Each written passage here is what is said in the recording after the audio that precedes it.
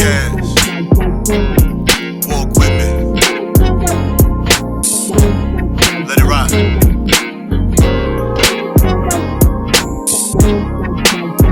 That's right.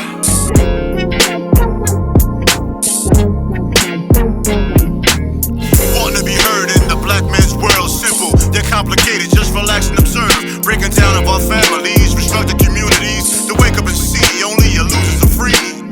Your enemy is your memory. We at your door, black mail delivery. What's going on? What's going on? What's going on? We at your door, black mail delivery. This is who I am. That is who I am. Find the right camera. That's the monitor. Right. So we was doing 3-camera system, and I realized, in which I've already done, that person will be starting soon. I have to hire a producer. It's time to hire a producer. Bring someone in to press the button to bounce between cameras and kind of make this shit. You hired a button pusher? Yes, I did. I actually truly did hire someone. So do they look like us? Huh? Does he look like us? Huh? Does he look like us? Huh? Okay. You'll see when he shows up. Well, Billy Bob. So we're talking between him doing it virtually, because I got the board, we can create it virtually, or he's like coming in person and do it. Plus I got a couple of other shows that I'm about to start producing and doing. I'm renting a space. So it's gonna be a bunch of shows, different content, more stuff to kind of push out there. And then with GTA 6 dropping, I created a gaming channel. So my boys and my crazy brother that we were just talking about, we're gonna do like a live stream type situation with that. So that's a dope picture right there. It really is, isn't it? I'm sorry, I didn't mean to. It really is. I was just looking. It just looked crazy. I just don't know how to take the photo. No, I'm just saying that looks. We both got the Right. white. It looks crispy color wise. It is. It does. Yeah. This wall will be changing again. So a couple things will be It changing. should be orange and blue. The Knicks, baby. I will never. He a closet Knicks fan though. That's I like the crazy Knicks. part. I've always said that. You know, I've said it on this show, closet Knicks fan, but I'm not a Knicks fan. I'm Detroit basketball. That shit is so fucking funny to me. I man. love that shit. Yo, when you the first best did chant it, ever. I was like, "What the fuck is he doing?" Yeah. But I didn't want to say that because I felt like I had a dumb moment, and then I heard it when I was watching the Detroit game. I said, "Oh, okay, that really is something." Oh yeah, every time we win, I put it online. Detroit basketball, or I'll say a win is a win. A win is a win. When that shit sketchy. Would you pay Durant? Yes. I mean, pay him what he expects to get paid. No. You know what I mean? I don't mean pay him because definitely he deserves to get He paid. definitely should get paid. But do you think No. he should get paid? Okay, you answer. No, absolutely not. They offer him what, 185 or 189. He's saying that ain't enough. He want the I think it was like 250, 249, some shit like that. Did he see his playoff performance? He didn't. He must not. He wasn't there when we was there. He was. He didn't see the game I saw.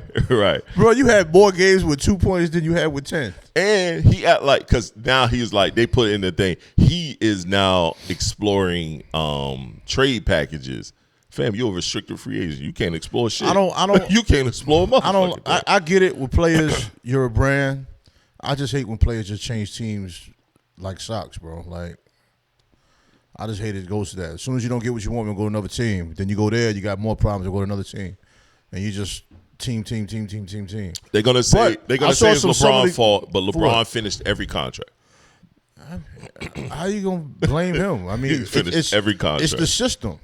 He just was the first person to capitalize off of it. Right. You know what I'm saying? But I was saying, I saw some summer league footage of Durant. This nigga was shooting threes. Mm-hmm. They always doing that shit in the summer. I don't want that shit during the game. You wouldn't want him to shoot at least a jumper from the foul line? Yes. He was making them. That's it. He don't do it now. That's it. Are they telling him not to shoot? I don't know. I never understood that with big men. No, he did it during the regular season, but when the playoffs came, he nutted up, bro. He nutted up in the playoffs, bro. Yeah. He just straight nutted up, bro. Just is what it is, man. crazy. It is, like right now, they talking about Jaylen Brown right now and the stuff going on with him, and I like to see him get traded. and it looked like Stephen A has a full-fledged vendetta out for the boy. I don't like that.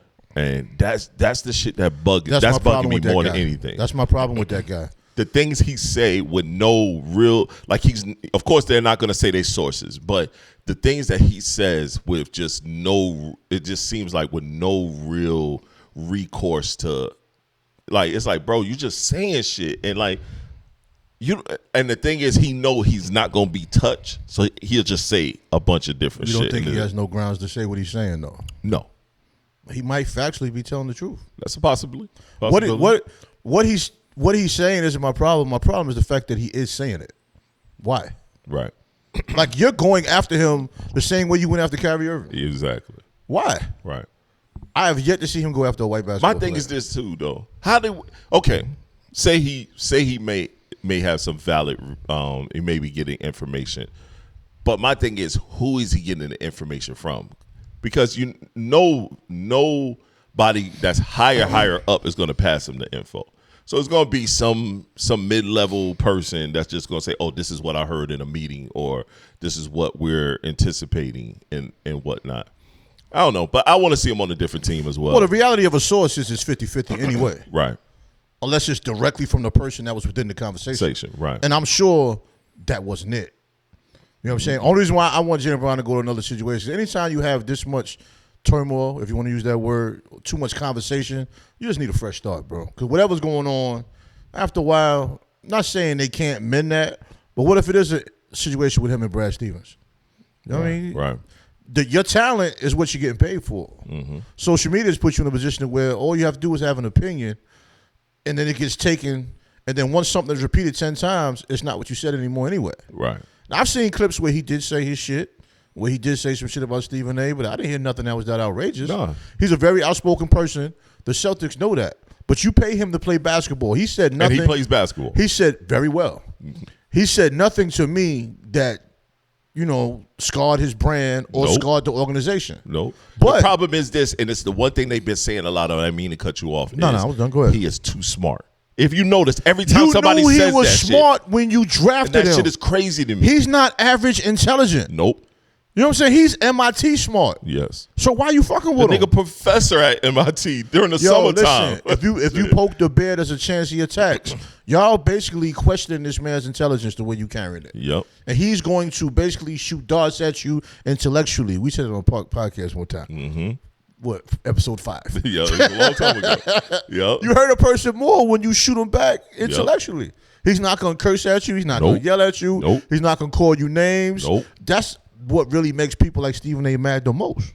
Really. If you curse somebody out, that's nothing. Yes. But if you can really just dissect what's going on and break it down, a person is listening like, this motherfucker. Yep. I like Jaylen Brown as a basketball player, man. I mean, you too. I honestly thought they would have got that deal with Giannis because I think they wouldn't mind getting rid of Jaylen Brown, and Giannis had to go somewhere. Giannis, it's another conversation with Giannis going to the Heat. I just don't really see what they think is going to happen. I mean, teams aren't done making deals and stuff, man. No, it's still something. They get adequate guard play, they'll be fine. Yeah, what does it mean to be fine? They'll be fine. Eastern Conference, definitely playoffs. Second round, third round. I don't see him making the finals the first year he get there. No. Nah. But I don't doubt Pat Riley. Yep. I don't doubt Pat Riley because the plan could actually be for next season. Yes, I'm never down Pat. You know what I'm saying? Pat Riley thinks down the line, so this could be, all right, we're going to do this year and then the finals because Kyrie Irving is still out there. Right. You know what I'm saying? I don't know. How old is Kyrie Irving? I ain't seen him play in like 2 years. Seems like. He played last year. He just it just seems like top of the year. Yeah. I mean, he's looking good right now in all the runs I've been watching, but at the same time, I don't know, bro. I like Kyrie Irving a lot more now than I did at one point. But my thoughts still remain when it comes to Kyrie. As a person or basketball player? That's what I'm about to say. As a person? Yes, as a person. Oh, as a person, he seems dope. As a person, he's fine. When it comes to basketball, bro, I'm sorry, bro. He's unreliable to me. I think he's matured into his personality, if that makes any sense. But as a basketball player, bro, fam, we need you down the stretch. I think his body is beat We down. need you down the stretch. I think his body's beat up. Right. Anytime somebody's getting injured that much, I mean, ACL after ACL. Yeah. Multiple. As someone with 2 ACL. But as a basketball player, it's a lot. Some of these dudes might be like, you know what? I'm going to sign this new contract. I know I can at least play 30 games. Yeah. My body going to break down, but I ain't going to tell them. But I need 30 games. I need the last 30. Then Not the first 30. Then they need to tell him don't play till the All-Star break then. You know what I mean? So if you the GM, you'll say, let's sit him out till the All-Star break. Yes. That might be the safest way to do him. Because Anthony Davis as well. Because the All-Star break is in February. The start of the season, don't get me wrong, it's important, but fam, it's not that important until the All-Star break. I seen the Pistons listed as a possible location for Kyrie. Yeah, I saw that too, but I don't really see because I don't see him re-signing. Man. The great thing is this is if he went to my Pistons. The great thing and the bad thing is two things. If he went to my Pistons, the great thing is we give a break to Cade. Cade needs someone else to create. We just picked up a very good shooter. So I'm cool with that from OKC because OKC knew they was going to have to pay that boy, and they kept diminishing his role. And as you notice, he didn't play much last year. They couldn't keep all them people. Right, they couldn't keep him. Too many hoopers over there. Too many hoopers over there. So that helps us, but he still can't. He's not a shot creator. We need someone to make a shot, turn things into a shot creator. So Kyrie will do that.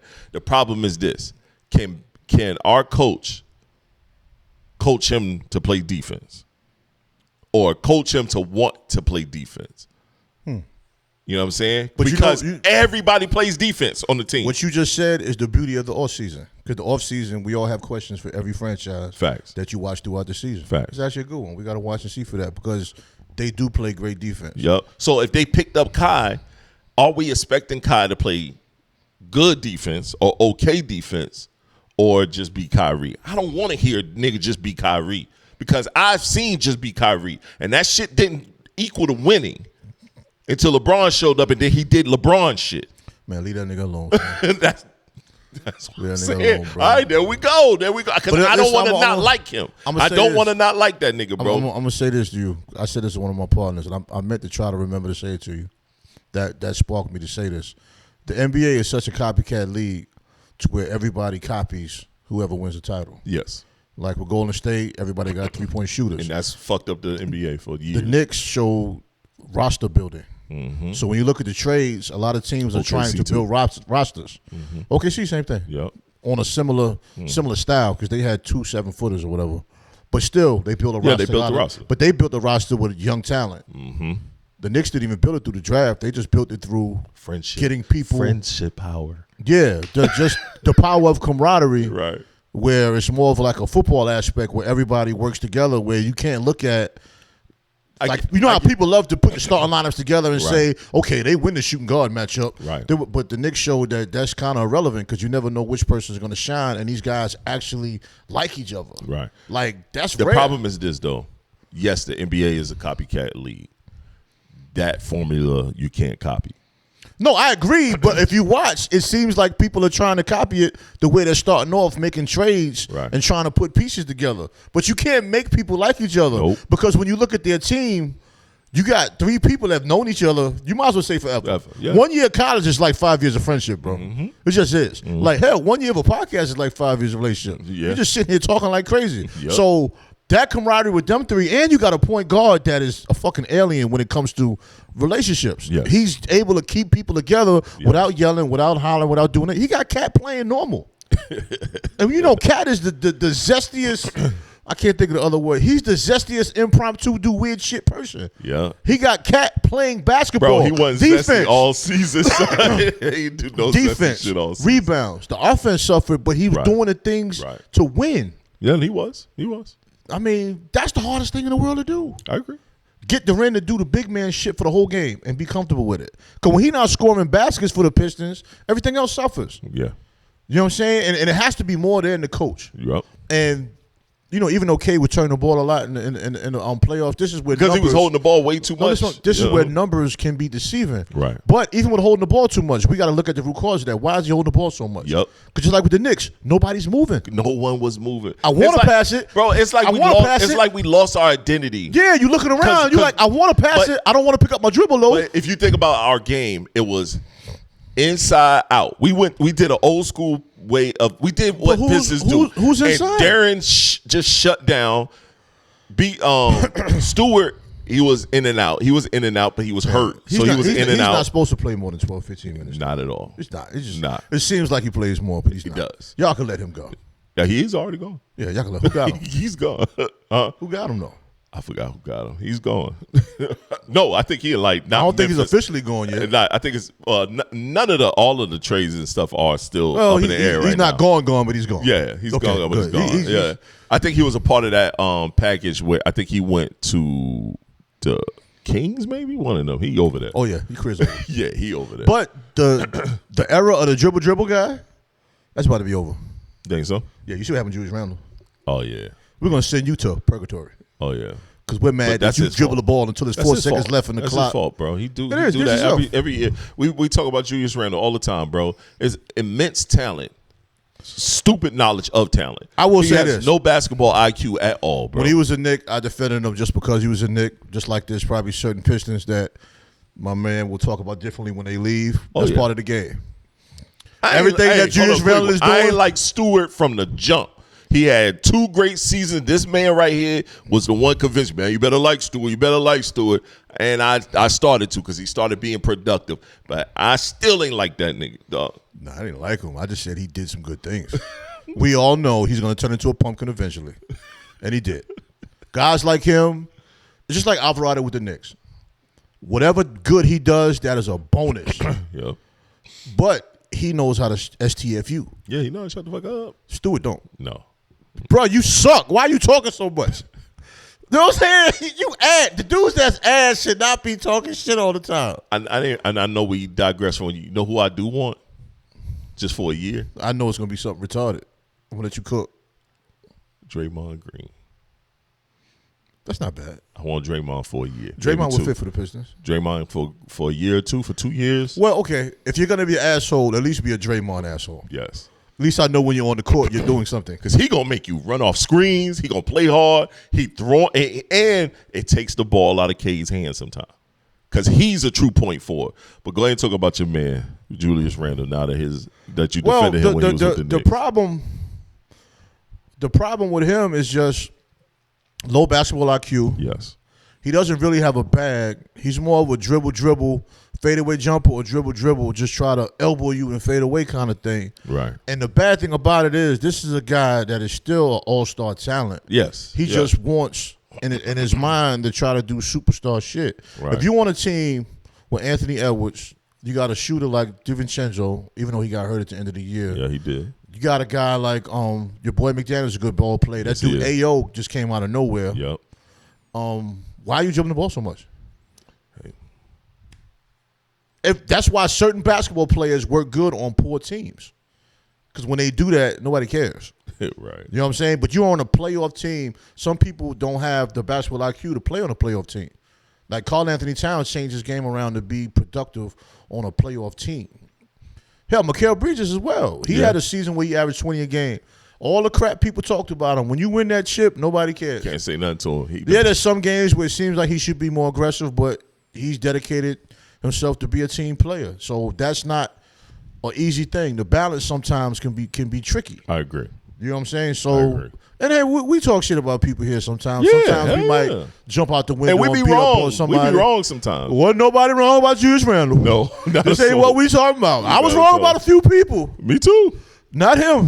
When he was with the Knicks, I used to be like, oh, I was talking bad about him since the Lakers. His Laker days, I was talking bad about him. Well, And I don't even like the Lakers. I never liked the Lakers. And I've been talking, I'm like, nah, son. What I will say with the Lakers, Dribble. I really don't know what you expect to do when you have 2 defensive liabilities in the starting lineup that really, I don't think are capable of playing defense. Oh, yeah. They can prove me wrong. No, they Now, not. people Right. said that the Knicks had 2 defensive liabilities, AR but and- Cat proved that he could play some, and Jalen Brunson led the league in taking charges. Yeah. These 2, Dog. they both slow at foot. Luka ain't defending a soul. He a cone. Well, you got He is a one. cone. You got one that appears to not care. And you got one that just ain't capable, bro. Yo, just Austin ain't Reeves' feet just don't slide. He trying to slide them. I actually think it's the other way around. I think Luka feet can't slide. He can't play defense good at all. And Austin Reeves is like, I'm out here, I'm trying, but it just ain't working. It ain't putting it together. I'll take that. It just ain't working. I'm trying. He's in front of me, and I'm moving, But I'm just slow. We get tomato. It's the same tomato. No def. And you got a center that ain't centering. He's out of there. Think so? Yeah. How? He's still in the contract, ain't he? I think so. I Who don't know. They gonna trade for that dude? They just picked up somebody. They can amnesty him. They looking at They can amnesty him. They looking at Mitchell Robinson. Okay. Oh, I can see that. Mitchell get the touches he been wanting. Yeah, he gonna embarrass the hell out of himself. Sometimes you think better so? off where you at, bro. Go ahead over there with your 4 points a game. I'm sorry, bro. If y'all ain't got the money to pay me, and all right now, I get it. I won my chip. I gotta go get my money though. I'm not knocking what he's doing financially. All I'm saying is, like I said to my son, somebody's gonna put him in the starting lineup, and that 30% from the foul line is gonna look much worse. Them 4 points a game is gonna look nasty. He's a great defender. Offensive rebounds, if he plays 25 minutes a game, he's bound to average 6 offensive rebounds a game, right. Which is insane. And then, he is one person that can do it. And you add in his defensive rebounds on top of his offensive rebounds. That's gonna be looking good. If you put him on the right 10 team, rebounds, 11 rebounds a game. If you put him on the right team, he matters. But 4 blocks. Depends on what you need. 4 blocks, 4 or 5 blocks. I don't think he's gonna get that. Depending on the team. He moves around too much. If they got him where he can just post up in the paint, like Minnesota got Gobert doing most of the time, he'll average about 3-4 blocks. He will. But if he's moving around, blocking 3-pointers and just being a deterrent, he's going to be moving around too much. But he will average 12 rebounds. Easy. 12 rebounds. I say Depends on the team. I say with the Lakers, he'll have a 12 rebounds, 10-point game season. I think he would play better with the Warriors than he would do with the Lakers. Yeah, because it's a better structure. He won't get the ball with the Warriors anyway. It'll be a better structure. He won't get the ball anyway. So that 5 points a game, they cool with that shit. You don't shoot. How much you think he gonna get? I wouldn't be surprised if somebody pay him $20 million a year. Because the salary cap is going to go up again eventually, and then that $20 million won't be too bad. Because what he getting right now? I think it's 10 or 12. Yeah, go and get your dub, bro. You know what I'm saying? Dub, bro. The Knicks, they can't give him no more than 15. I've been over here for a minute, son. Because Hartenstein, OKC first said they weren't going to pay him. Uh-huh. Then they signed him. I think it's over 20. Yeah, they did just sign him. So I can see. I was shocked by that. No, because I think the Knicks would have tried to scoop him up if they didn't get him, but they paid him. And Hartenstein is, he's a better option than Mitch. Way better. Yeah. So if Hartenstein got 25, down to score too. I'm assuming I think it's like 25 or something like that. Yeah. I can see Mitch getting 20. I ain't mad at that, man. Let's transition. Nah, get your money, man. I ain't get mad at it. Hold on, let me text this boy. When your son is asking you shit, you just waking up.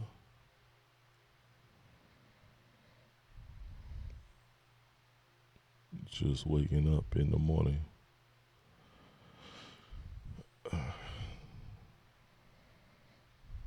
Just waking up in the morning. Gotta thank God. All right, let's switch to some WNBA talk. Quick one. Good stuff. Yes. And let me ask you a question. Do you think Caitlin Clark is a superstar or just a star? She's a superstar based on everything except basketball.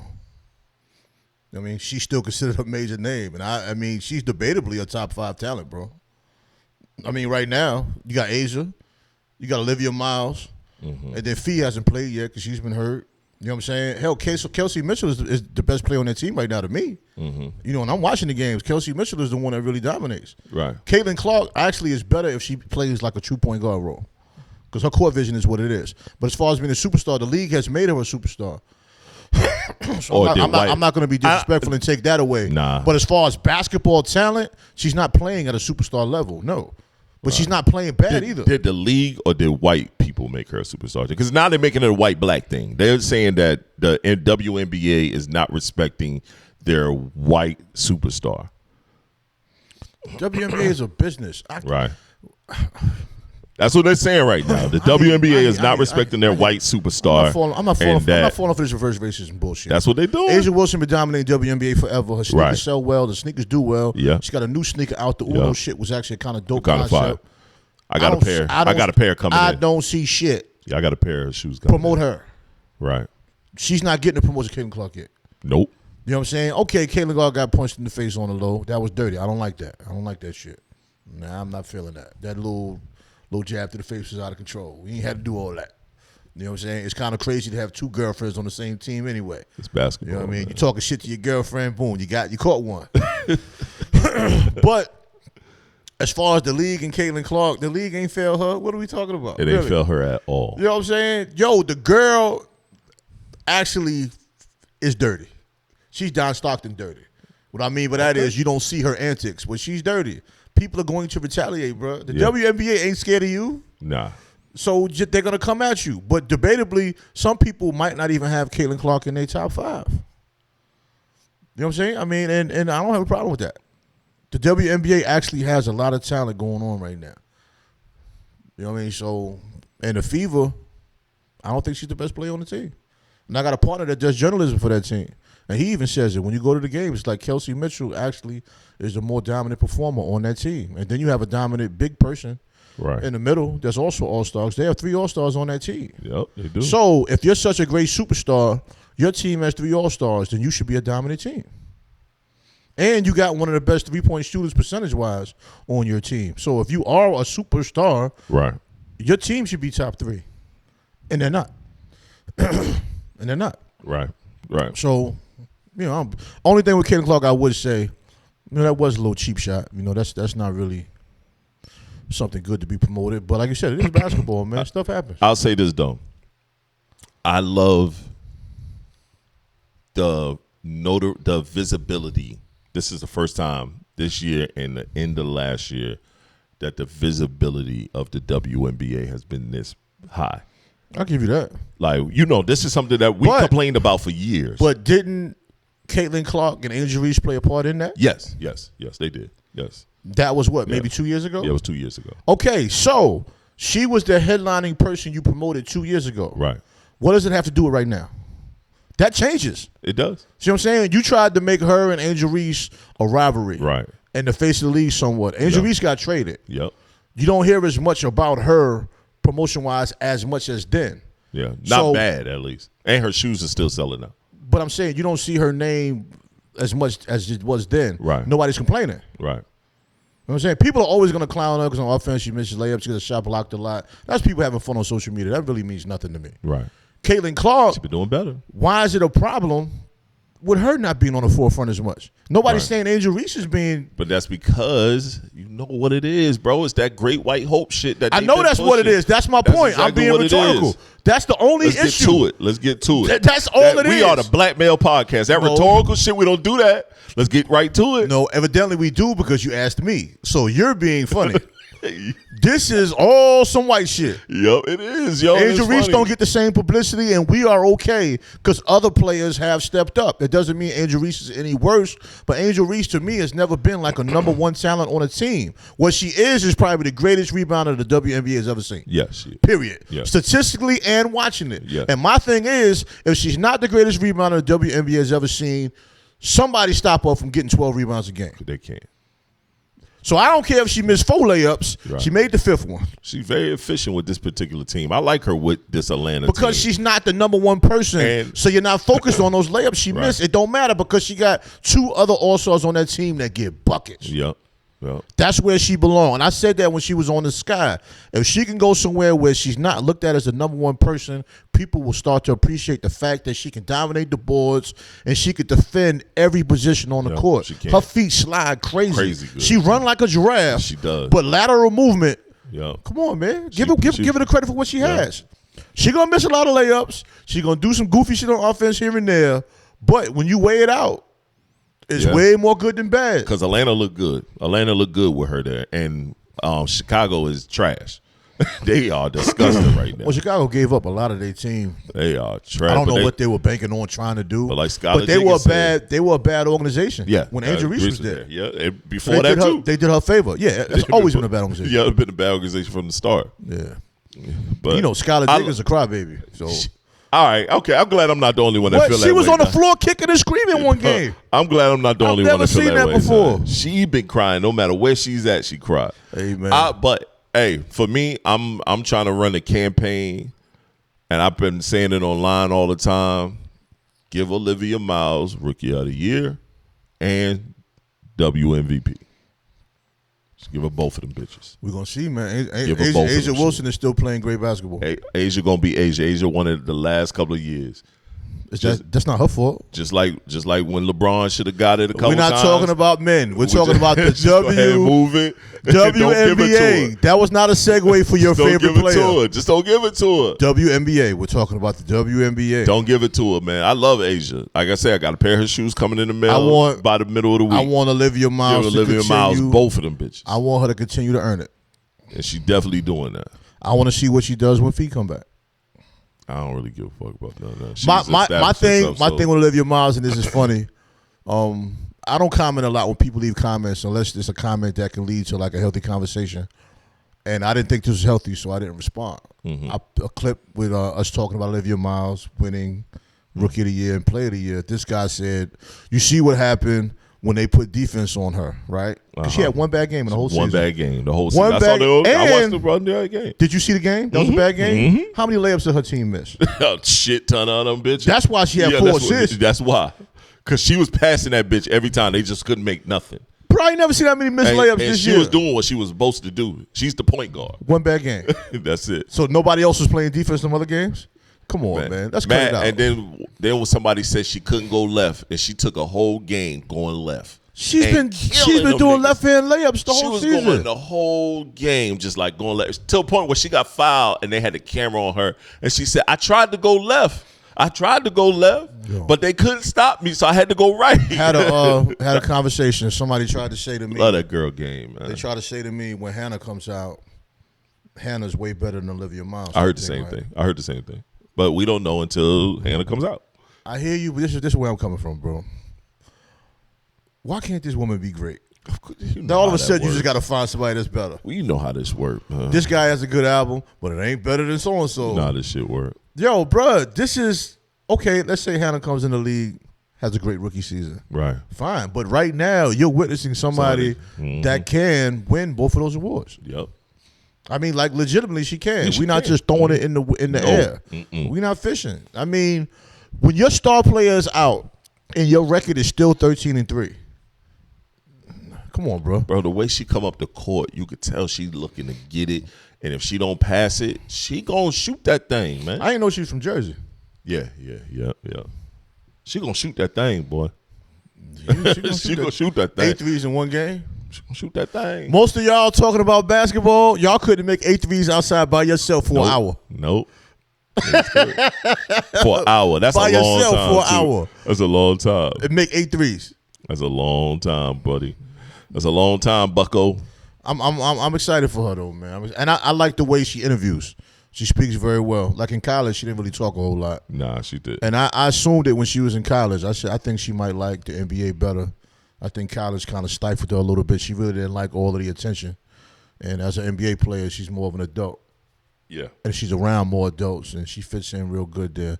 She's actually a true leader of the team, unquestionably. So I'm proud of the young lady, man. Me too. I am as well. She's definitely.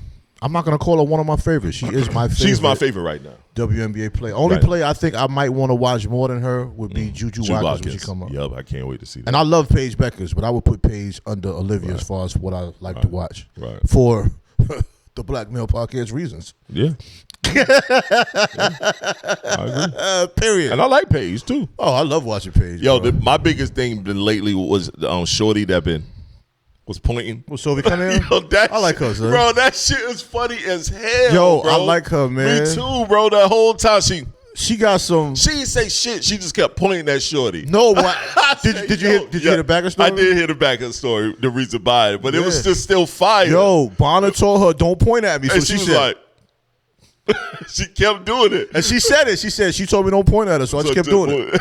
And then she like, I ain't even say nothing. I just kept doing it. I love that shit. I love that level of arrogance. But what's crazy? I love that level of like, they have her. Do that shit, yo. They have her and another girl, Lexi Hall. Yep, both Lexi Hall. Yep. They both play similar. Gritty, man. Yeah. Gritty. They both can make the three. Those are the kind of Bro, players Shorty you need don't on a look like championship team. she's supposed to be playing no fucking basketball. Nah, when you see her in public, she just looks like an old prissy trying to take your money kind of girl. It's like, all right, yo, Shorty nice though. Shorty nice. Sports Illustrated swimsuit wasn't very flattering though. Yeah. Yeah, because she has a tall, skinny frame. Yeah. Thongs don't look good on tall, skinny women. Yeah, you know, for the most part, you're right. Yeah. She got long yams. All right, so I'm about to play this video. Let me play this video. See what this is. In the NBA, we can change it. Hold on, let's rewind. One rule. In the NBA, we can change it. You got to get back to position basketball. Because, like, people complain about turnovers. Everything is positionless basketball. So, like, when you talk about turnovers, that's because you have a small forward playing point guard. That's why it's turnovers. You can't complain about somebody 6'10" and having one rebound when you want them to shoot threes, right? So it's like when you get back to position basketball, I think it'll be better. Talk to him. That's Sham God and Jadakiss. Now, I like his answer, but I want to ask you. I like Sham God. Me too. But I want to ask you, what's the one rule that that you would change in the NBA? Damn, that actually was a great question. It really was. Rule-wise, my only problem with the NBA is the travels, and I would say the moving screens. Okay. They call them moving screens when they feel like it. They do.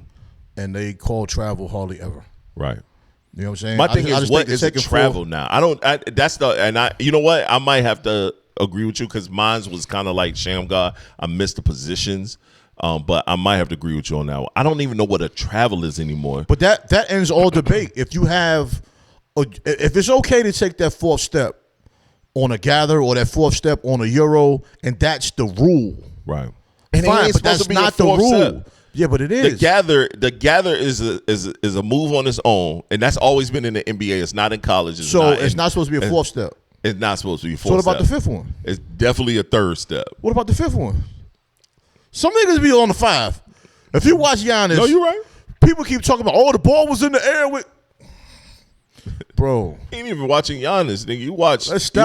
Fucking Harden, who I feel like who revolutionized this whole thing, or fucking old boy from OKC. Shea? Shea. Oh, Shea nasty. Shea nasty with that shit, bro. It gets to the point where I'm even forgetting it's 2 steps. I'm thinking it's supposed to be 3. Yeah. Well, the gather is a step. It is a step. No, we can't. And then it's supposed to be 1, 2. But you're right. It's a gather.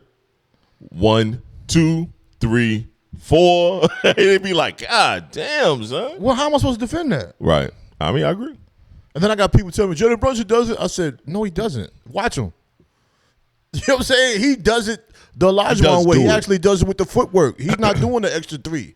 He's not doing the extra steps. He's doing the extra step. That gather, and he does 2, sometimes 3 steps. I've never seen him do a gather in 3. But his shit's so much efficient. I've never seen him gather in the 3. His shit is so much efficient the way he does. Now, if you would have said Cat and it's within the rules. It's within the rules. So what is the rule?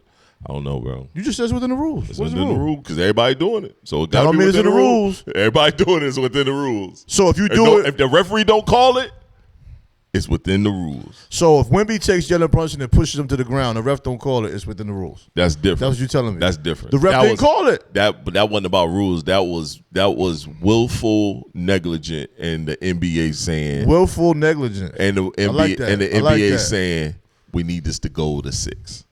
And what happened? That shit was in 5. That shit was over. You know how bad that looks? You try to set the game up, but it didn't work. It didn't work at all, son. They'll be back though. Yeah. And I'm a Knicks fan, but the Spurs will be back. We're not denying that.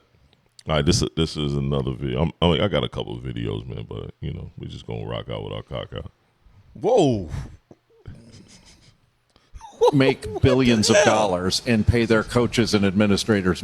Amateur sports don't make billions of dollars and pay their coaches and administrators millions. There is nothing about this that has ever been amateur once the money jumped up. And it started in 1984 with the U.S. Supreme Court ruling that allowed the conferences to sell their media rights. There is no difference between the media rights contracts with the NCAA from a media company like ours and the NFL, the NBA, Major League Baseball. Zero difference. And right now, when we're talking about this, we're kind of taking an old school mentality of, hey, it used to be a certain way, and that's fine. But if we want players to stay, then sign them to long-term contracts and put buyouts in them. But the NCAA doesn't want to do that because they don't want them to be employees. They want to beg Congress for an antitrust exemption, and they're not going to get it. What other multi-billion-dollar industry is getting an antitrust exemption from Congress? There isn't one. What the NCAA should do is make rules that don't violate federal law. The rest of American business has to do it. They can do it too. Well, that's the one major difference then, right? Like that's the difference between being an NBA or NHL. There are rules and regulations. Also, there's a CBA. The players have a voice. The coaches have a voice. We don't have any of those guidelines because they don't want it. Exactly. The NCAA does not want it. And like when it drives me crazy when people say, "Well, we used to talk about education." What's stopping you from talking about education? If a player's not interested in education, then don't take the player. You know, and if you don't like transfers, don't take transfers. But you know what everybody wants to do? They want to win. Talk that shit. I wanted to dislike Jay Billis so much because he went to Duke. It's hard. It's hard. Yeah, right. It's hard. I quit. Yeah, dude, I like him, man. Yeah, he's not biased at all. He talks good shit. And he ain't biased at all. Long-term contract is kind of dope, man. You want to come to my school, you got to play at least 2 years. Yep. That's crazy. I feel it. A lot of money is being spent. There's a lot of money being spent, and it's a lot of money being made too. And well, that the players aren't making. I had to say that to a guy at work. And the organization is making. I'm on your side. I had to say as a guy at work. I said everybody wants to complain what players make, but nobody's thinking about if the players are making this, how much do you think the house is making? I never hear nobody say anything about the house money. No, they will. If you can pay a freshman $10 million. And you know he's only gonna play 1 year. What is the house making? What's the house making? A lot. AJ went to BYU. What they gave him $8 million or some shit? Yeah. What the house getting? Hey, that's not a basketball school. He also went to high school in Utah. Utah was trying to really get that boy on. Well, if you want to add everything together, maybe they put up $12 million for him to play 1 year. Yep. How much the house making?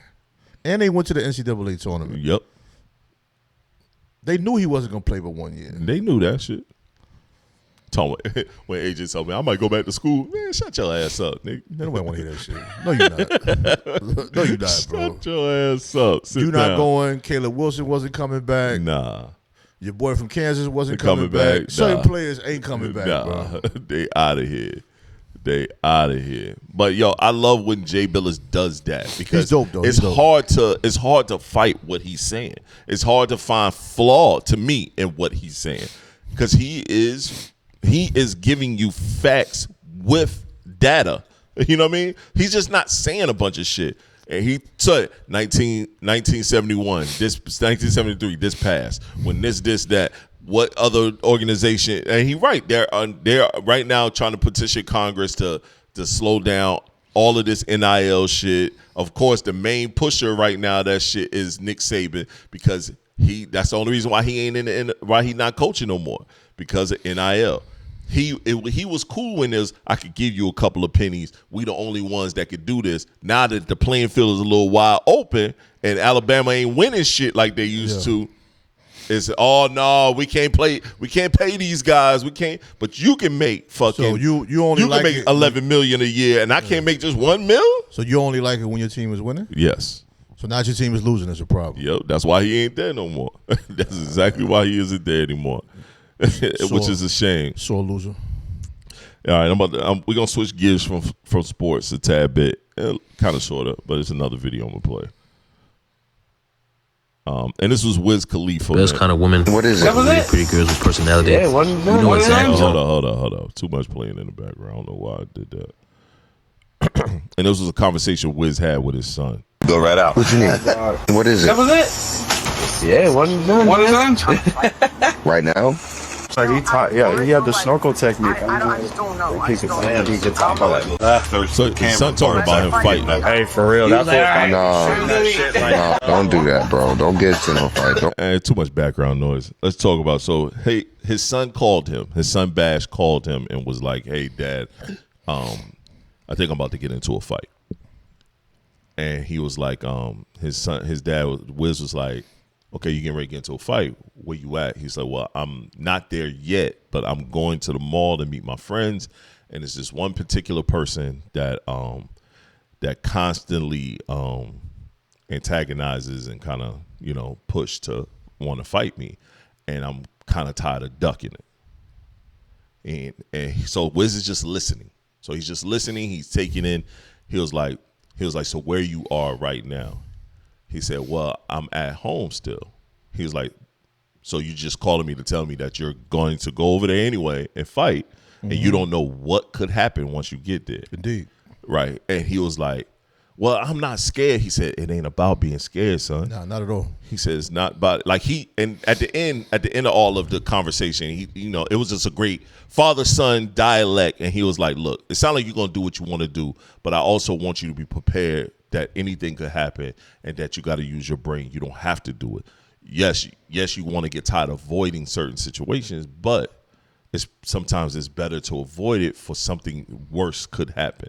So he kind of his son, you could tell his son called his dad to really kind of talk him off the ledge from the conversation. He you could tell he really didn't want to go. Right. And that's pretty much. Saying? And then at the end of the conversation, he told him Wiz Khalifa's son told him, he said, thank you, Dad, for having that conversation with me. He was like, no, I love you, son. I want you to make good decisions. You at an age where you're going to be in the world making your own decisions. So I'm glad that you thought to even call me ask me this. I like that. And because he live streamed. So he shut his live stream. He stopped what he was doing with his crew in the live stream to have this conversation. And then he hung up with his son. He looked at the live stream. He told him, he said, I know people are going to be here saying, why you on video? Why you have that on video? Why are you doing that? He was like, yo, when it come to my son, y'all need to hear these things. He was like, because it's a lot of people out there. He did it on live or he recorded it? No, he did it on live. He was in the middle of a live stream and stopped doing whatever he was doing in his live stream to have this phone call with his son. I don't understand why somebody would have a problem with that. Right. and he had a great speech at the end. Because it was just impromptu. And then he was like, all right, let's get back to what we was doing. And then he went about it his way. Okay, playing devil's advocate. As a parent, I could appreciate other young men hearing this dialogue. Right. But for that young man on the other end of the call, it could bring him unwarranted situations that could make it complicated for him. Right. Because he has to deal with other kids that'll look at it in a way that, you called your dad instead of handling your business. Immature shit. Right. That will lead to another phone call. Dad, because of that phone call, I'm ready to punch this boy in his face. Right. Whatever. Now, as a parent, at that moment, you're thinking, this can help a lot of kids while it's helping my son. But from his perspective, it can bring drama to him from other youth. Now, as a father, what I consider that, spur of the moment, you're thinking quickly, you're not thinking that element. Right, because it was spur of the moment. It was spur of the moment. That's what I'm saying. So I'm not mad at him for doing it, but I'm saying if you play devil's advocate and you're looking for pieces within the fishbowl, within that fishbowl is, the repercussions of that conversation around other youth that could be potentially a problem. Or that bully might see that and realize how stupid his bulliness is. Right. Now, does a young person have the capacity to process that and see wrong within himself? 50-50. Right. 50-50. But I'm big on, if I don't have to be there, I don't need to be there. And I want my son to think the same thing. And I love that conversation. Yes. Yeah, I get what you're saying. That could affect that child at the moment. But fam, if I'm in the middle of doing something and my child called me, we be in the middle of the podcast all the time. My daughter calls or somebody calls, I'm answering. I don't give a fuck what's going on. I'm going to answer them because you don't know what could be happening. And he stops. But you're not recording it on live, though. That's true, too. That's true. But he don't know. It's like, my kid calling me. I'm answering my son. So now I answer my son thinking about that I'm on camera and all this shit goes out the window. Yeah, but because if we was on live and my daughter called, I'm answering my daughter. I'm not thinking about you're supposed this. to answer it, but there's a choice to whether you pause the live or you continue. Right. Because it could be anything. Right. If you're dealing with a daughter, it could be a lot of things. She could be in a stressful situation. Right. It could be a situation you don't want to share. Right. But you're taking that chance anytime you listen to them talk. That's true. Even if your lady call you and you're live, you don't know what your lady's going to say. That's true. She might call crying, frantic, and it could be something you don't want to share with the world. Right. But now it's been shared because you put it there. Right. It's a choice. Yeah, it's a choice. And I don't think anybody can tell him he's right or wrong for that. I'm never telling him. He's raising his son. Right. And I think that was a dope conversation. And that's a conversation some people might not have expected him to have with his son. Right. So somebody was definitely touched by that. And some young man that might look up to Wiz will see that and be like, damn, even Wiz said, I don't have to do this. It don't make me a punk to just avoid something. Right. I love it, man. Now I don't have nothing bad to say about it. Let's flip the coin. Joe Budden podcast, recent episode where he talked about his son Trey. His son Trey had a learning lesson in the hood. His son Trey was at some place, someone stole his book bag.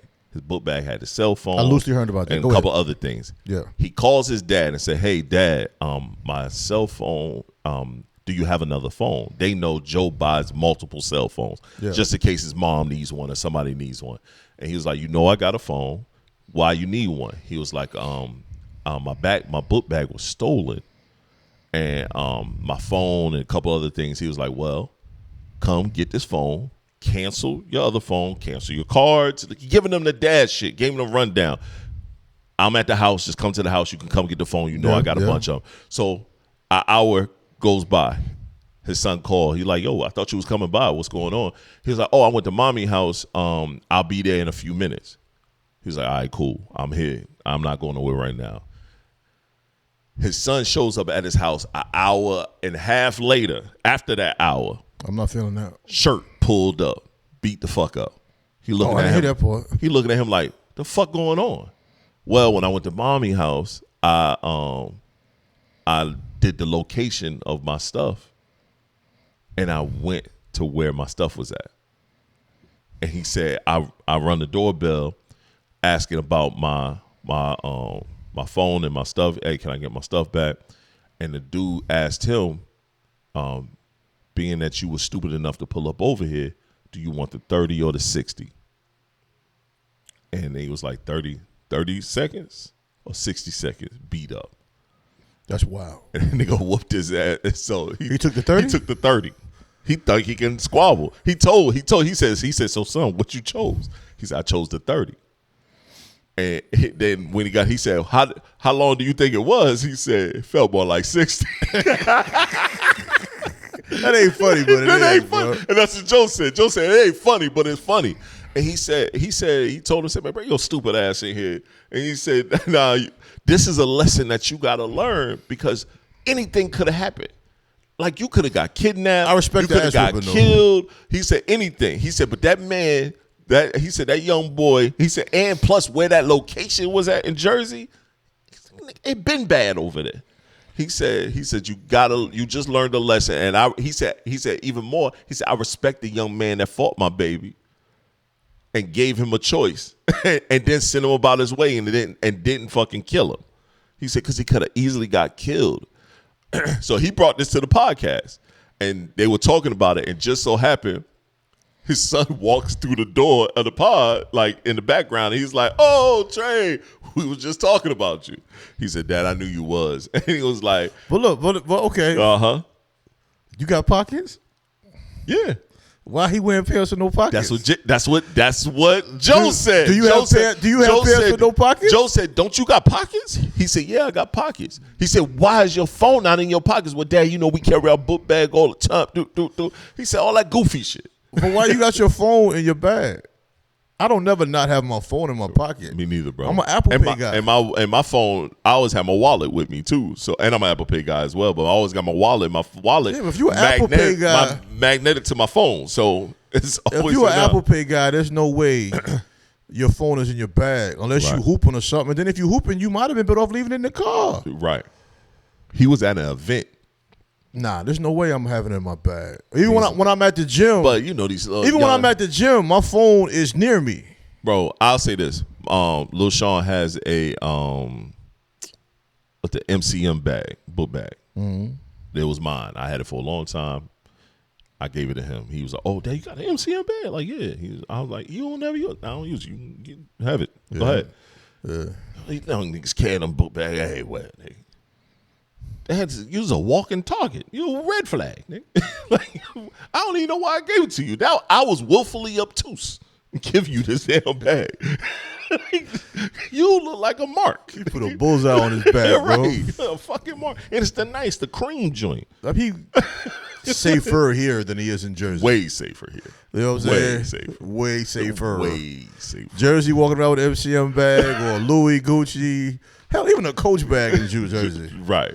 Even a Michael Kors in Jersey. Just for the fact that you got it. Right. Somebody might want to take it. So a Nike bag. A bag, period. And he got a nice Nike bag, too. Yeah. You won't come home with it. Right. The era I grew up in, you had to fight for that bag.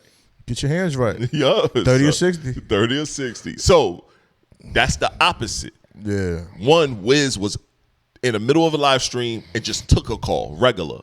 Didn't even, just took a call. Joe, on the other hand, he was at home, it all happened, and he brought it to the pod. Still all lessons being learned, still a conversation starter, still, is that a bad way of teaching your kids or having that father-son interaction? You know what I mean? What are your thoughts on those level of interactions? As a father with a son, as you know, I do as well. I applaud the fact that the interaction was there. You have a lot of fathers that don't have those conversations. You know what I'm saying? I try not to analyze how a person has that conversation because we all might have that conversation different. Right. I was always big on, be careful with your surroundings, be aware of your surroundings, and make educated decisions. Now, as far as leaving a phone in a book bag, that's just totally irresponsible to me. Right. I agree. You know what I'm saying? You got all your information on that phone. I mean, and don't ever pull up to a person's house, bro. Don't you ever. You know what I'm saying? Like with Wiz, I don't have much more to say about Wiz. I think he handled that right. The only question would be, do you really want to have it on live? And that's a small question. Right. That's nitpicking, right? But with Joe, I bet Joe looking at his son like, nigga, I was in these streets. I'm never That's what he told him. Pull up. You know That's what he told him. Now, Joe has pulled up the houses with Joe Budden TV and caught one to the face.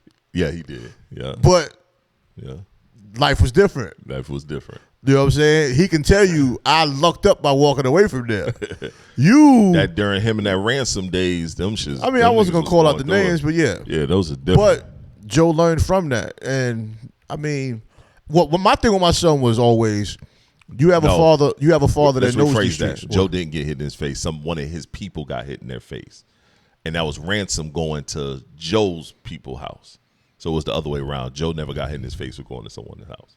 I mean, okay. It was the other way remember around. that Wu-Tang shit got his face lumped up. That did happen. You brought up ransom name. That did happen. That Wu-Tang Okay, well, I'm not beating up on Joe. I fuck with Joe. Right. I mean, we digress. That has nothing to do with the conversation. That's not taking a shot at Joe at all. Not at all. Not even close.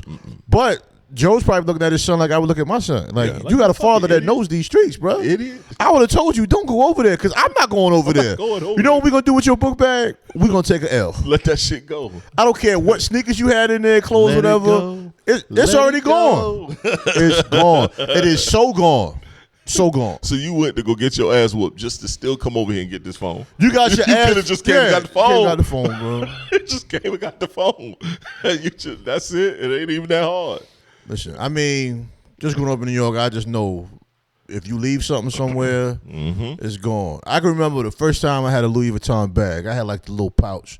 I just carried with me everywhere. Went to the movies with my brother, and I forgot that shit at the movies, yo. It's a wrap. Part of me was going to go back. My brother looked at me like, what?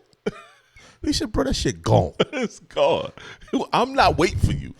I'm not you. We gonna walk. No, but I'm saying I got a brother that I know ain't no chump. So if my brother ain't gonna come with me to go get it, I can't say don't need me to go get it. Because usually he be like, yo, let's go get it. My brother was like, yo, that shit gone.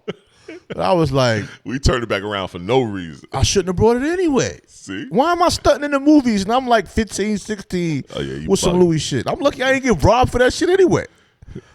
You know what I'm saying? Bro, you could win the fight and still lose your product. Bro, I remember in college when I was in Tallahassee.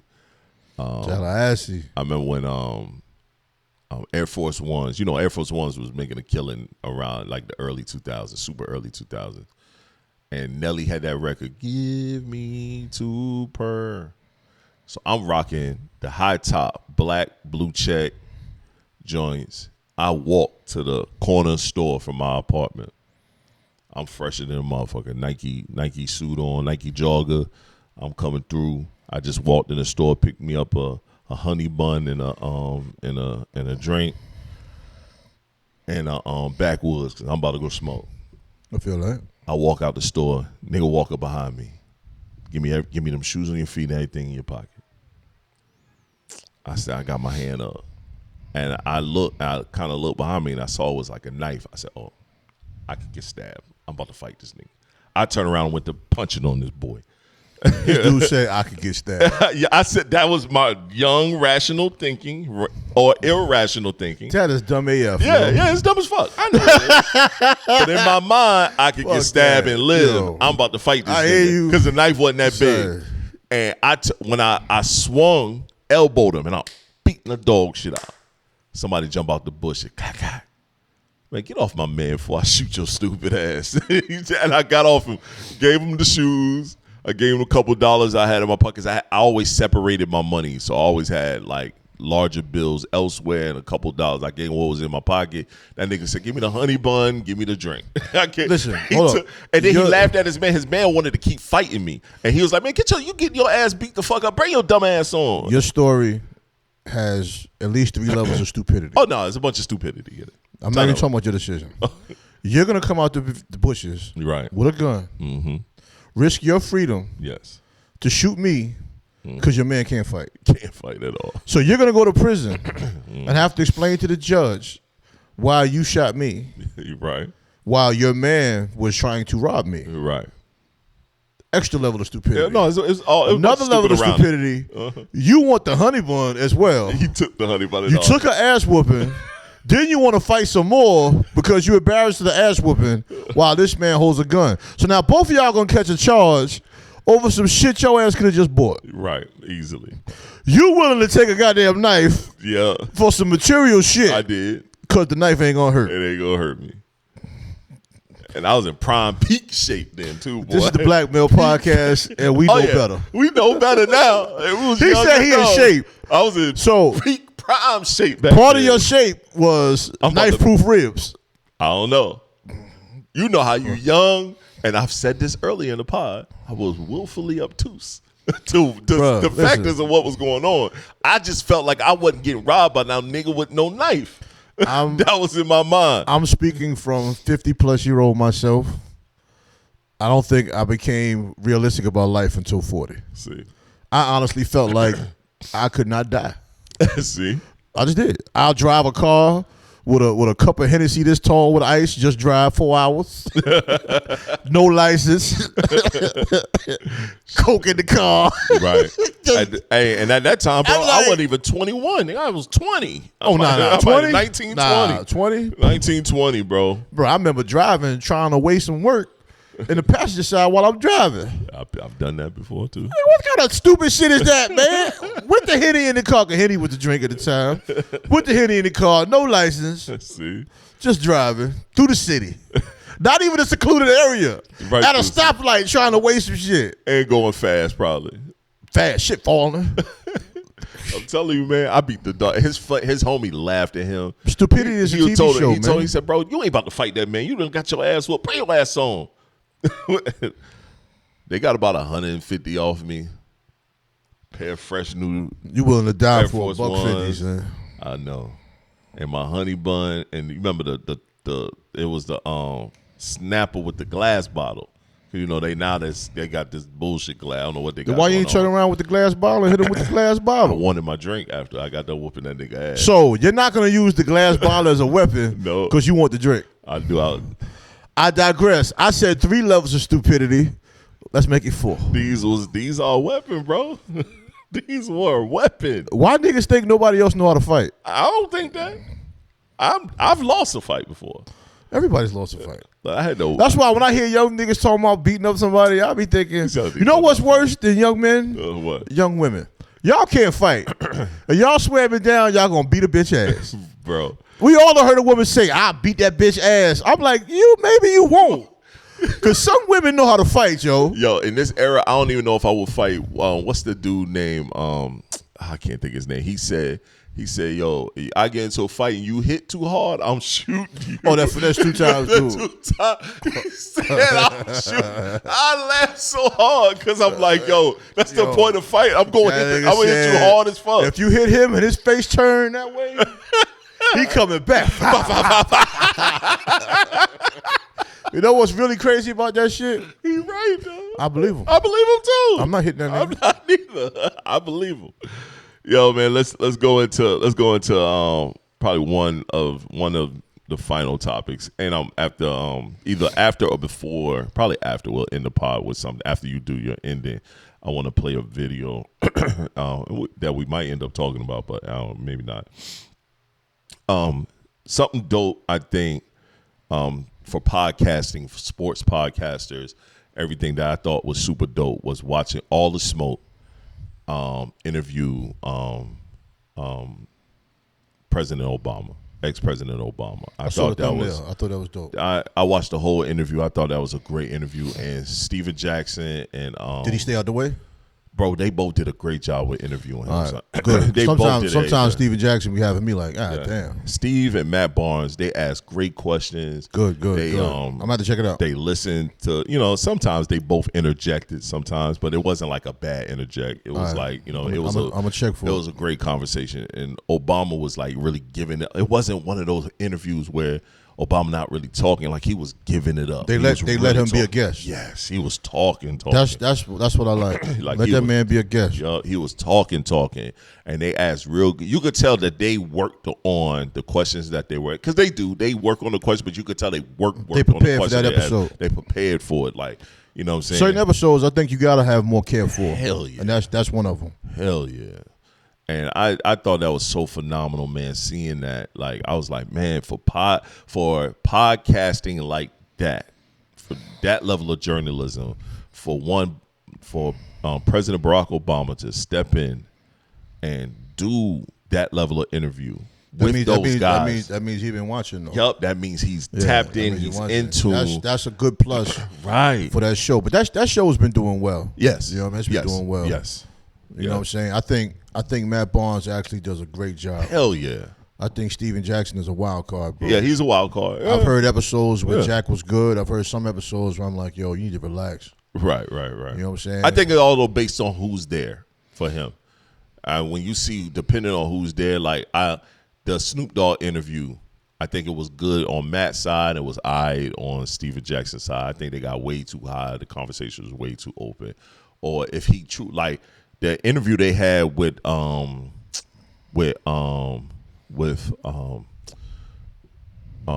Zach Randolph and Tony Allen, super dope. It was super good. Super good. I don't know if I've ever said this on this part. For one thing, we don't have a problem giving shout outs to platforms that are dope. So I'm just gonna say that first of all. Hell yeah. I said to my son, I don't know if I said to you, that out the mud shit fire, bro. It's fire as hell, bro. No, you never said that. But there I watch it. No way. I catch it all the time. I stop watching clips. And I will clips. clearly say this and make sure you hear now. me. Yeah, that shit is fire. There is no way you would have told me. No. A Zach Randolph and Tony Allen podcast would have been fire.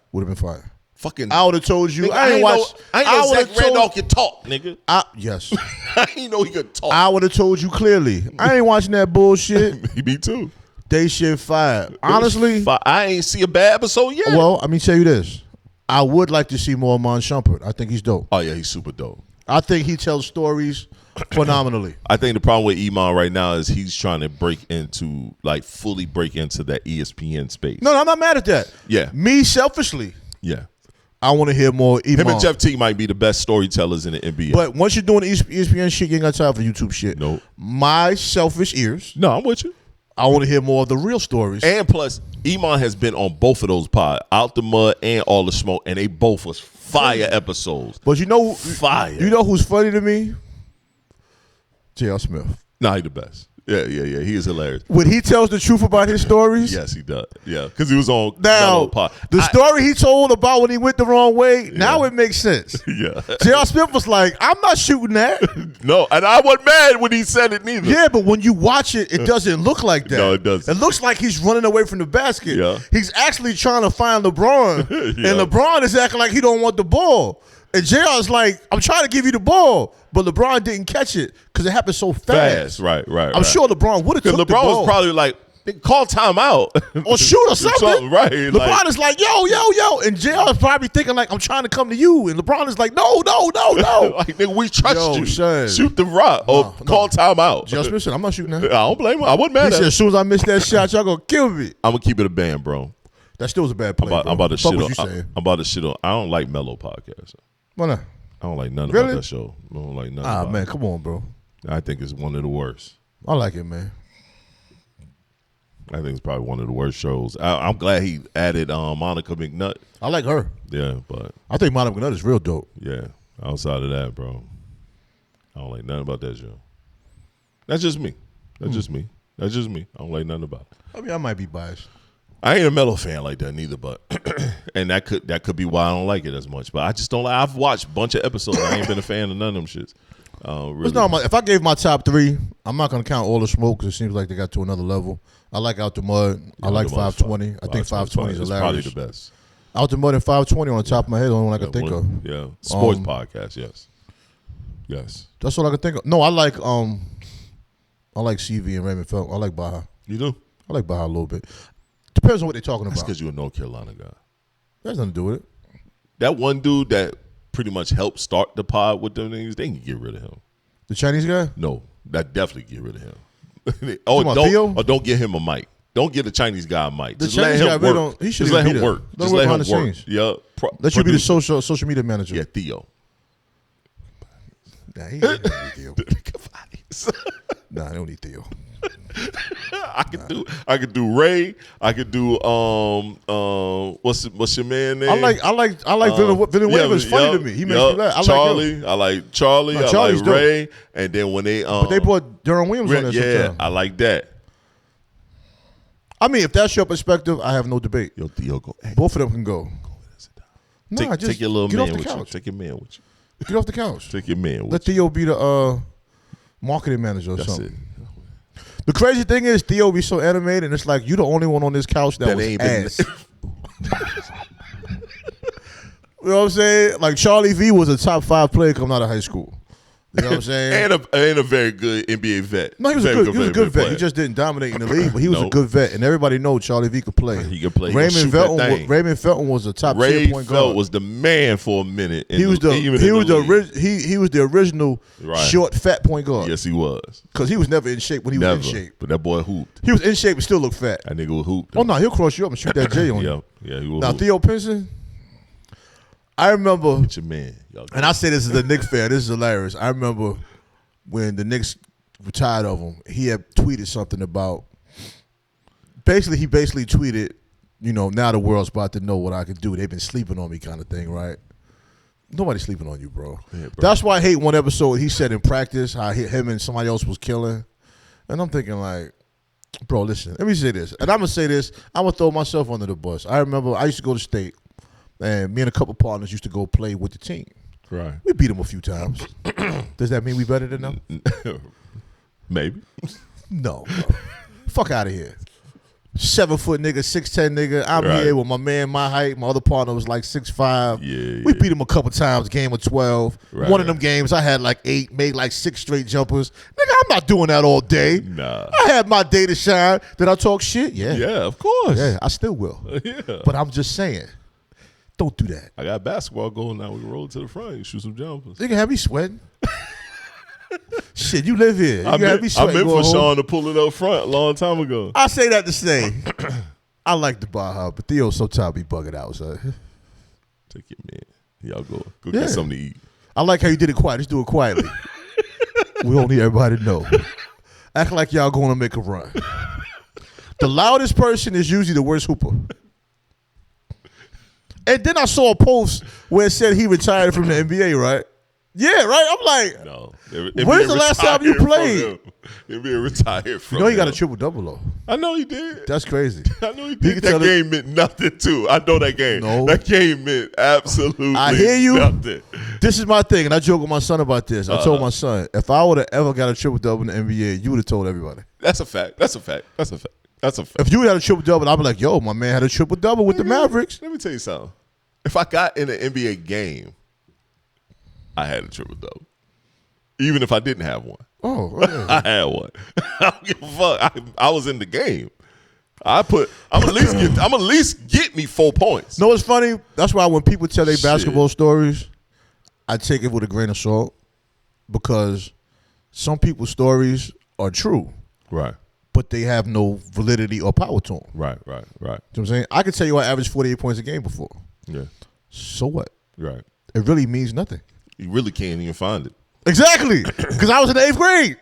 That's even like recently I've been trying to find clips and stuff of me playing when I played overseas. You know, and I had to realize nigga wasn't really recording nothing back then. You know what I mean? He wasn't recording. Like especially not overseas. Now everything is documented. You know what I'm saying? I ain't had no camera shit. 2000, 2001, 2002. Now you can record nothing. You can bet on prize picks now overseas stuff, which is crazy. Right. You know what I'm saying? I found an old photo of me overseas in my jersey.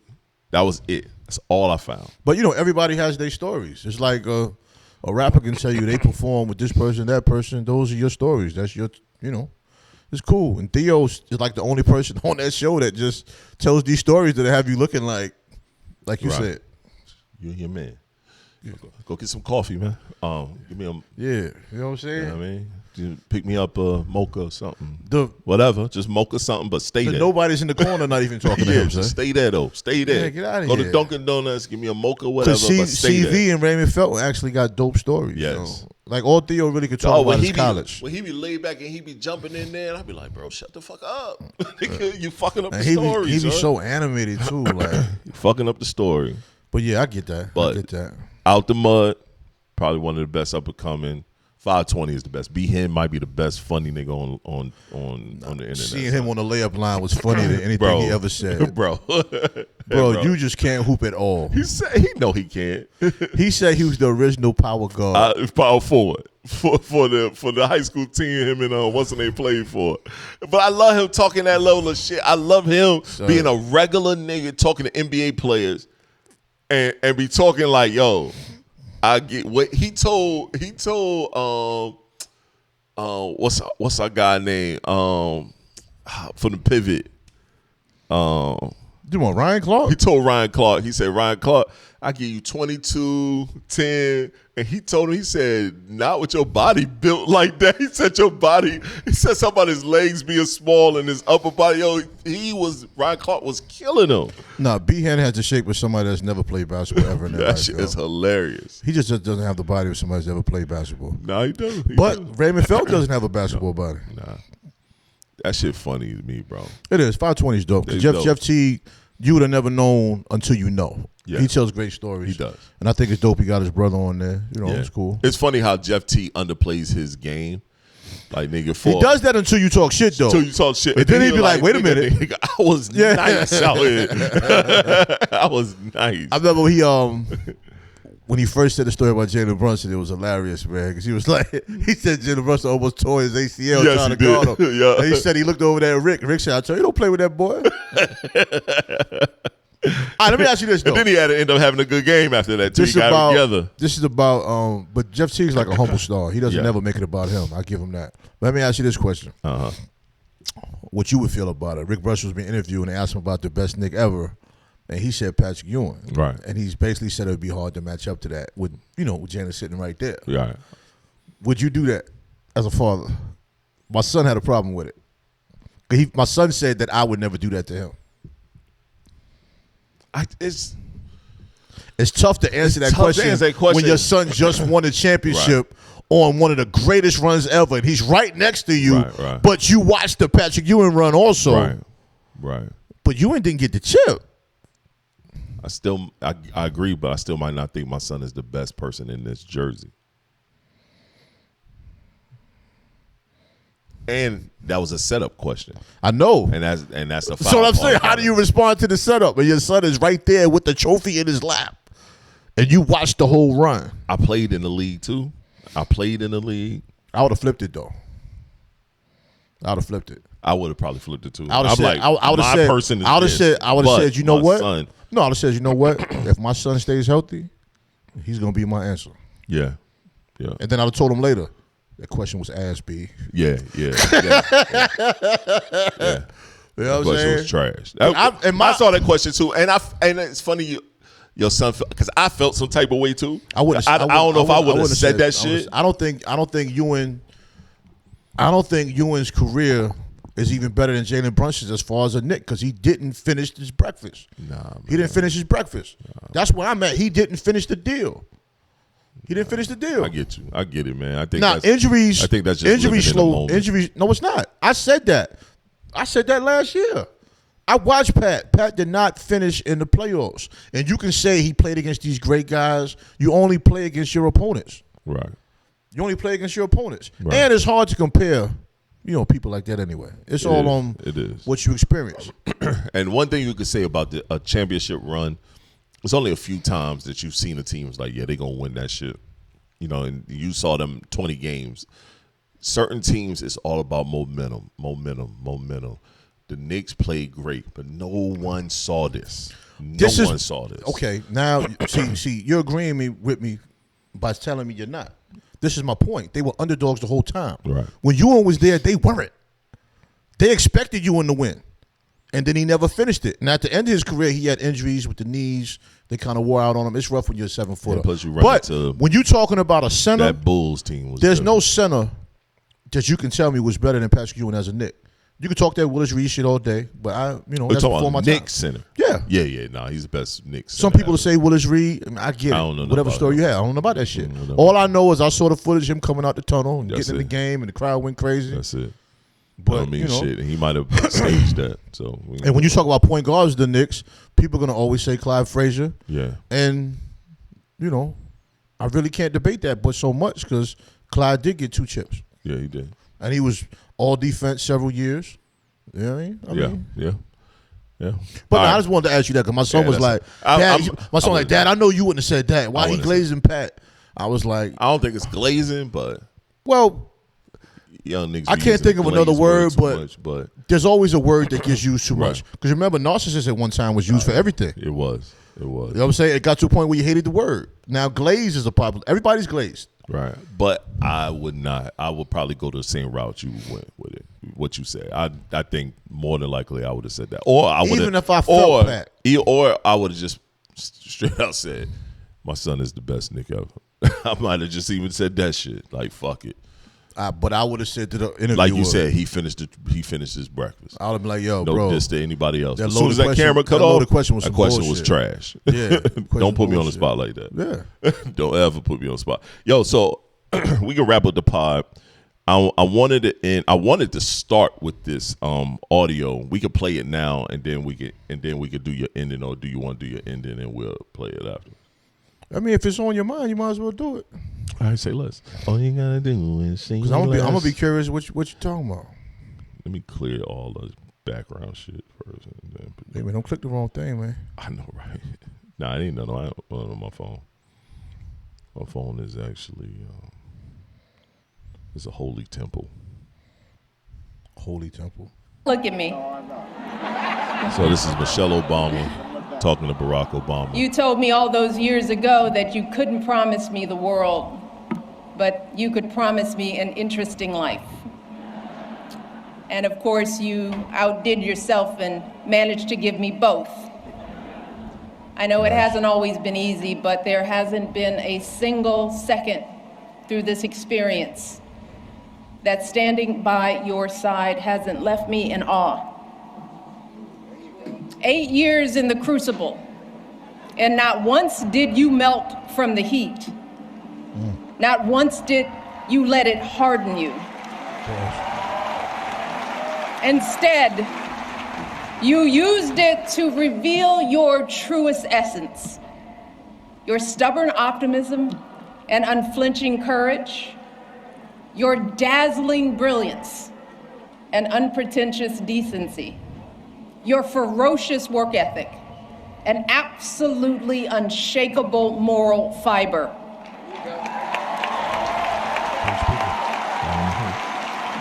And to do it all as a first, and the higher standard that comes with all that. So what? Hold the Christ. The claims that a U.S. senator and constitutional law expert wasn't qualified for the job. Maybe a bit talking about me. The lies about your birthright, your faith, your patriotism, I cry the here. I'm talking outrage about that nigga.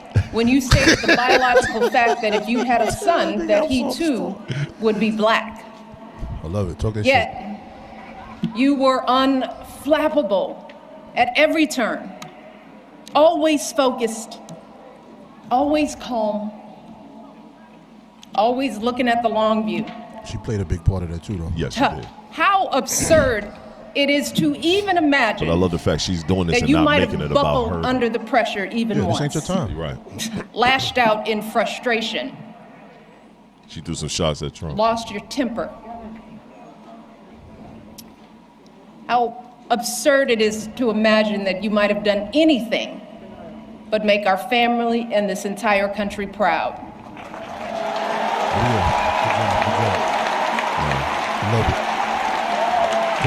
Right. That's not the end, but that's where I'm gonna cut it at. I love it. I thought that was wonderful. Bro, she did that at the unveiling of the Barack Obama Museum in Chicago.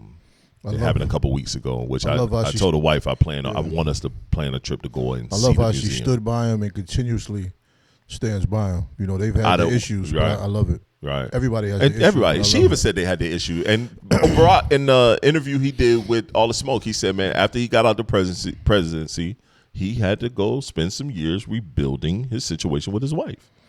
He was like, I had to go do those things. I had to go rebuild our relationship. I want to hear more about that. I thought that was phenomenal. What's popular on social media when it comes to relationships. Me too. I want to hear more of that. I want to hear more of that. I thought that was fire, him saying that though. Like him even like acknowledging, yo, I had to go do that. I had to go take on some trips. I had to go spend some intimate time. I had to just go be with my wife and do whatever she wanted to do. Yeah, that's been our episode 3. Yeah, that's been our. Y'all want to be funny, and you let Daryl get you on that bullshit. Yeah. You want to clown me when I said the power of intimacy. Yeah, as long as you can admit to it. It's the only time you got a good memory. Nah, that's bullshit. I spoke on the power of intimacy like episode 3. Nigga memory ass, and this the one time he can remember. I do have a bad memory. I know. I do. I've been told that by some people. My memory. I remember episode 3. I will tell you the most introspective shit, and you'll bring it back up to me, and I'll be like, huh? I said that? Yeah, you said it, nigga. Okay, but we always talked about the power of yes, intimacy. We have. He clowned in the beginning. Yeah, but because you was like the intimacy guy, you just always said that shit. Honestly, I'm an asshole. So. No, honestly, I read about it and then I had to think about it and I put it on myself to where. Damn. But it is a power. It's a power to that shit. As a man, most of us don't look at intimacy as being powerful. We think, with the wrong structure. Right. As long as we throwing some wood and paying a couple pills, we good. Yeah, and that don't be the case. Nah, not for nothing of value. No, not for nothing of value. Those intimate moments are very powerful. And sometimes when a relationship gets stale or loses its luster or whatever, those intimate moments will bring it back. Right. You know what I'm saying? And it's not as complicated as sometimes we make it be. Those intimate moments actually are fun if you're with the right person. And I hope you are. No, I thought it was phenomenal for him to even break that down. But I love the fact that she did this speech. She made it about him. They're dope, man. And they're dope. Then put herself into it. I love that Obama said some shit on the All the Smoke podcast. He said, he said that guy that y'all talking about, he can say all those things on Twitter and on X and this, that, and the third, but we've been in the same place a bunch of times. It's not the same energy.